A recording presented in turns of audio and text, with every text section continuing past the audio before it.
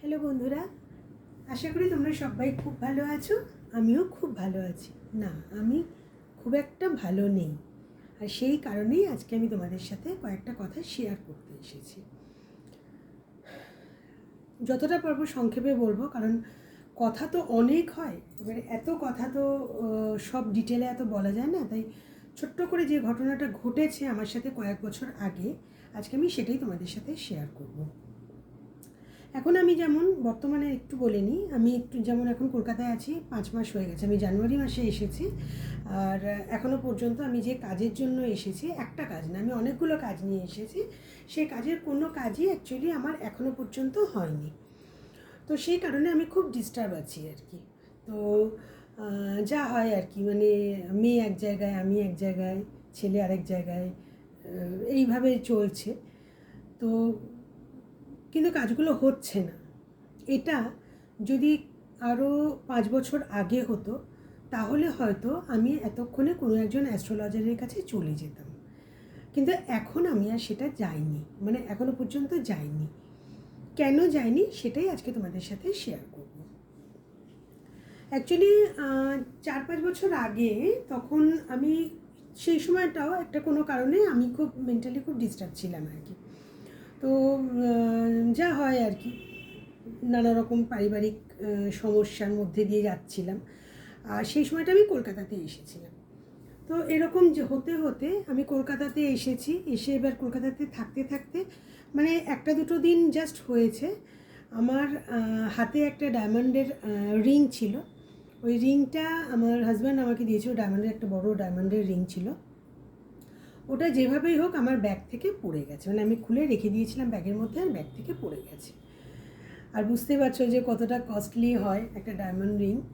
তো এবার ওটা হারিয়ে যাওয়ার পরে না, আমি এত আমার মন খারাপ হয়ে গেছে, এত আমার মন খারাপ হয়ে গেছে যে মানে আমি খুব কান্নাকাটি করেছি। আগে তো রাস্তার মধ্যে মানে তন্ন তন্ন করে খুঁজে এসেছি, কোথাও খুঁজে পাইনি। আর তারপরে বাড়িতে এসে তো পাগলের মতো কেঁদেছি যে আমার মানে একে তো শখের, তার উপরে এত কস্টলি একটা রিং। যাই হোক, তার আগে আমি যখন বম্বে ছিলাম, আমি রাত্রিবেলা সেই 12টা নাগাদ, তখন ওই জয়ন্ত শাস্ত্রী বলে একজন ছিলেন, তোমরা হয়তো অনেকেই নাম শুনে থাকবে।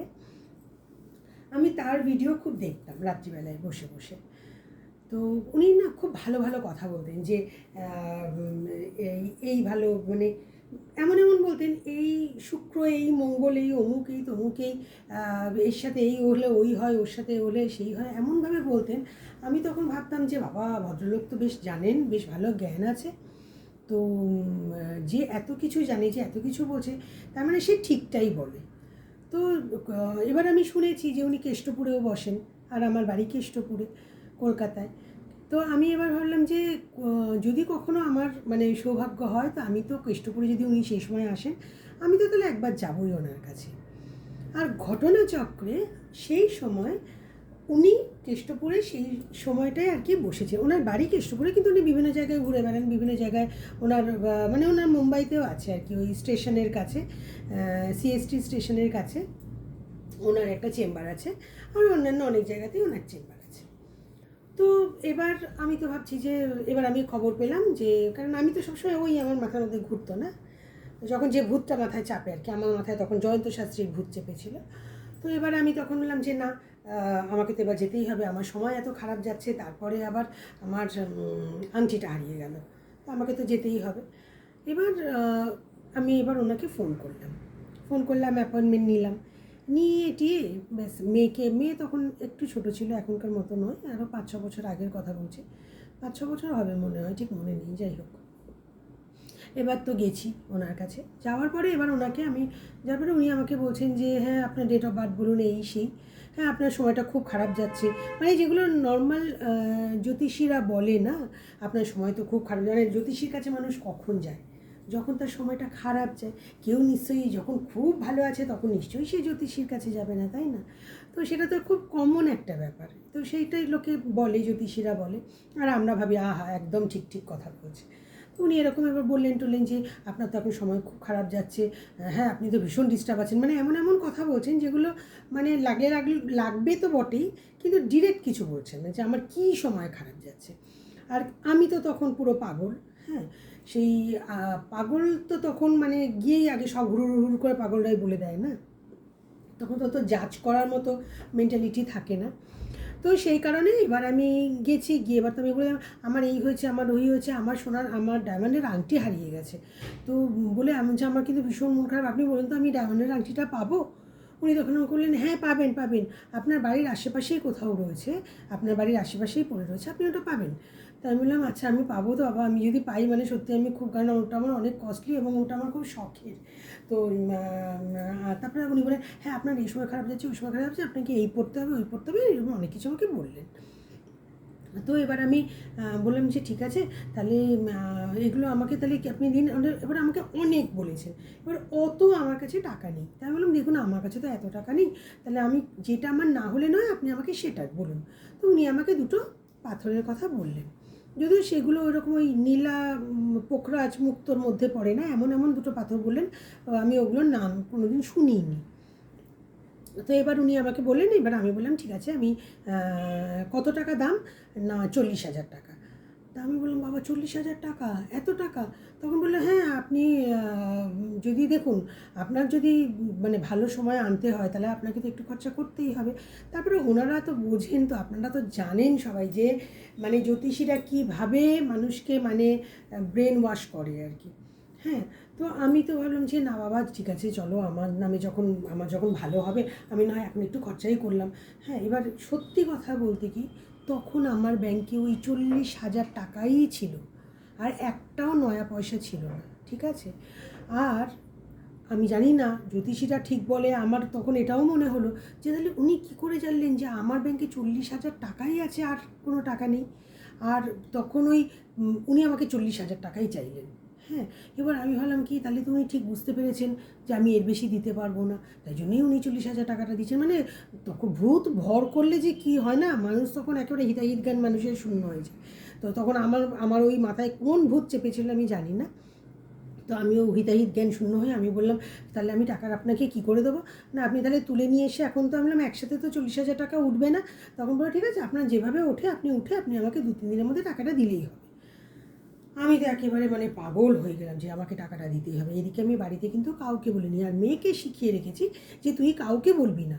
হ্যাঁ, কারণ কাউকে বললেই সে আমাকে বারণ করবে, বাধা দেবে, তো তুই কাউকে বলবি না। এবার বলে এবার বাড়িতে এসেছি, না বাড়িতে আসিনি, তারপরে আমি এটিএমে গেছি। আমার ব্যাগে সবসময়, যাই হোক 2 দিন আগেও একটা খুব বাজে ইনসিডেন্ট ঘটলো। সেটা আমারই কেয়ারলেসের জন্য, আমি কেয়ারলেস, আমি সেটা স্বীকার করি। যাই হোক, তো সেই ব্যাগের মধ্যে আমার এটিএম কার্ড হ্যানা ত্যানা সব কিছু কার্ড আমার ব্যাগের মধ্যে নিয়ে আমি অরিজিনাল নিয়ে ঘুরে বেড়াই। ওকে, তো এবার এটিএম কার্ড থেকে আমি টাকা তুলে আমি ওনাকে 20,000 টাকা দিয়ে আসলাম, অ্যাডভান্স করে আসলাম। তারপরে আবার যথারীতি টাকা তুললাম, তারপরে আবার দিলাম, তারপরে আবার তুললাম, তারপরে আবার দিলাম, দিয়ে 7 দিন পরে উনি আমাকে বলেন এসে আপনি ওটা নিয়ে যাবেন। তো আমি বললাম ঠিক আছে বলে আমি তো ভীষণ খুশি হয়ে গেলাম। হয়ে যাওয়ার পরে তো এবার মানে এত খুশি হয়ে গেছি আর এতটাই পাগল হয়ে গেছি, আমার আর মাথার মধ্যে তখন ওই বুদ্ধিটা আসলো না যে আমার যে আংটিটা বললো খুঁজে পাবো, ওই আমি তো আংটিটা খুঁজে পেলাম না। আমি যে এত খুঁজলাম আংটিটা যে খুঁজে পেলাম না, ওইটা আমার মাথা থেকে বেরিয়ে গেল।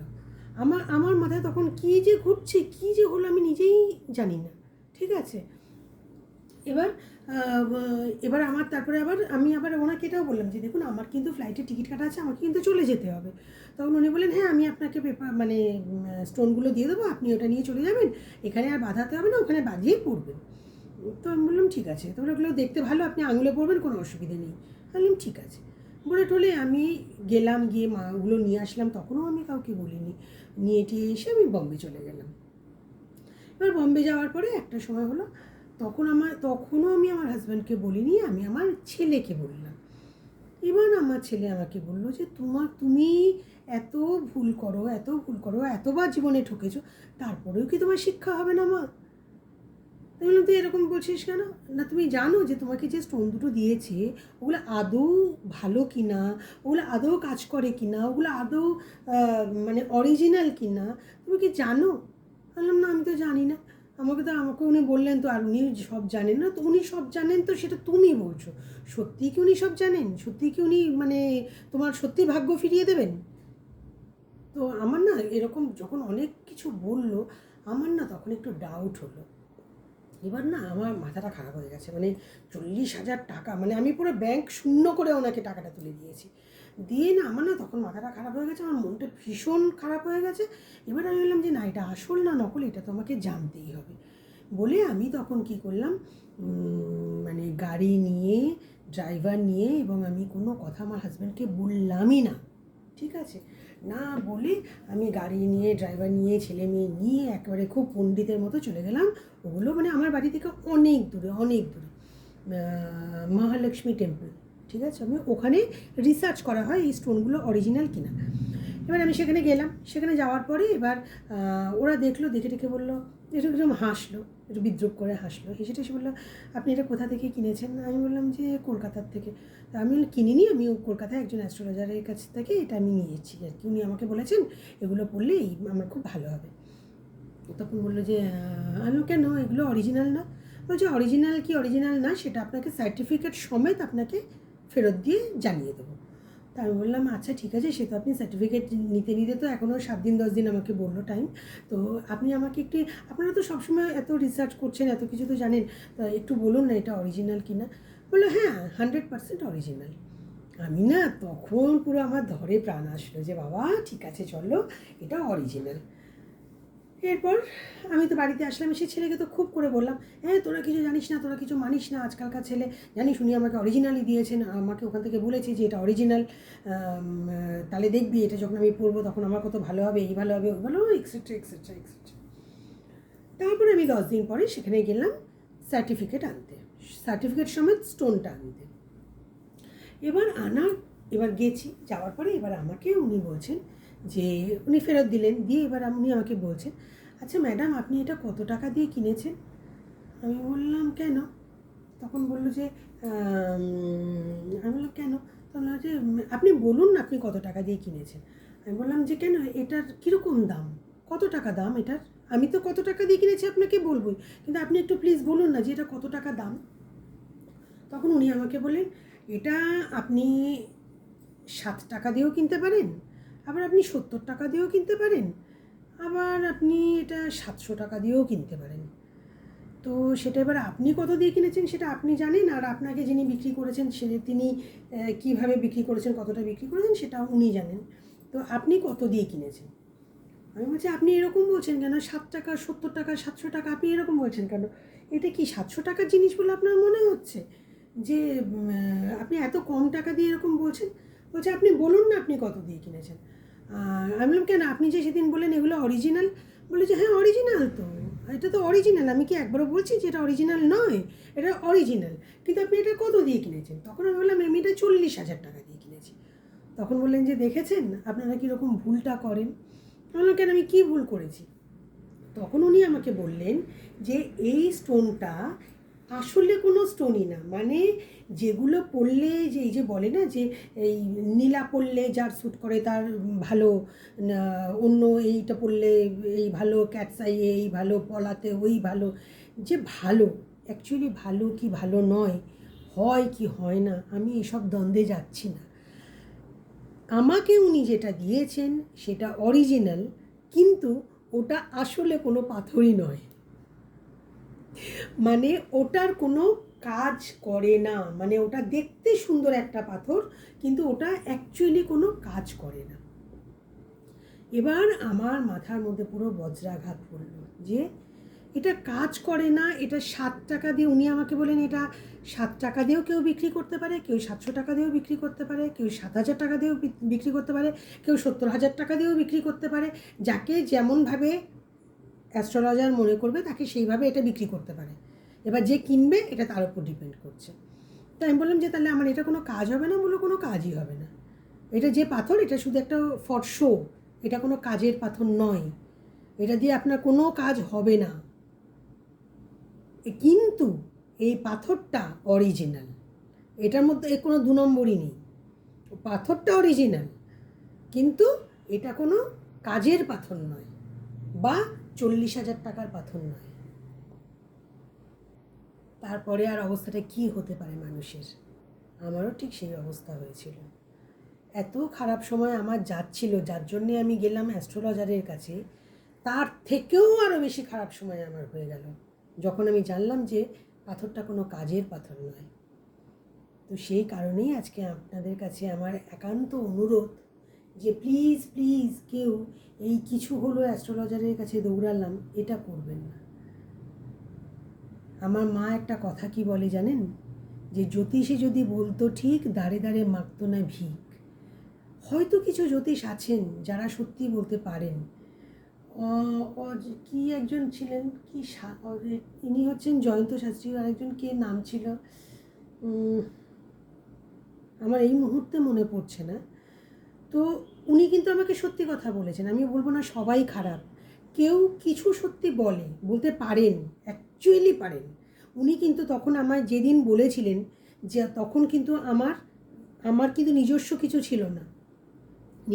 ছিল না। মানে আমার বিয়ের পরে আমি গেছিলাম ওনার কাছে। আমার হাজব্যান্ডের তখন নিজের বাড়ি ছিল না, আমার গাড়ি ছিল না, আমার কিন্তু কিচ্ছু ছিল না। উনি কিন্তু আমাকে বলেছিলেন যে আপনার বাড়ি হবে, গাড়ি হবে এবং আপনি যথেষ্ট ভালো থাকবেন। ভালো মানে আপনার ফিনান্সিয়ালি আপনি কোনোদিন কোনো সমস্যায় পড়বেন না।